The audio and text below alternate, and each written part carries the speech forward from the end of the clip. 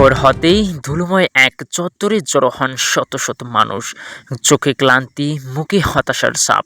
রাস্তার পাশে ঘন্টার পর ঘন্টা দাঁড়িয়ে থাকা যদি কেউ এসে কোনো কাজে নেয়, কাজ মিলে রাতে পরিবারের মুখে অন্ন জুটবে, না হলে টানা কাটবে অনাহারে।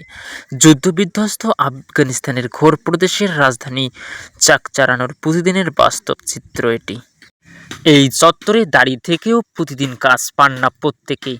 এমনই একজন ৪৫ বছর বয়সী জুমা খান। গত ৬টি সপ্তাহ মাত্র ৩ দিন কাজ জুটছে তার কপালে। আর একদিনের হাড়ভাঙা খাটুনির পর মজুরি মেলে মাত্র ১৫০ থেকে ২০০ আফগানি। তো মার্কিন ডলারে যা মাত্র $২.৫ থেকে $৩।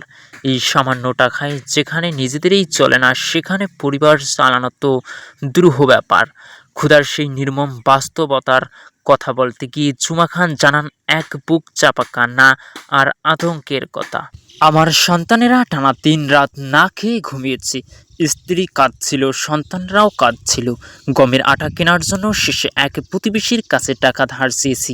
আমি সবসময় এই আতঙ্কে থাকি যে আমার সন্তানেরা বুঝি এবার না খেতে পেয়ে মারা যাবে।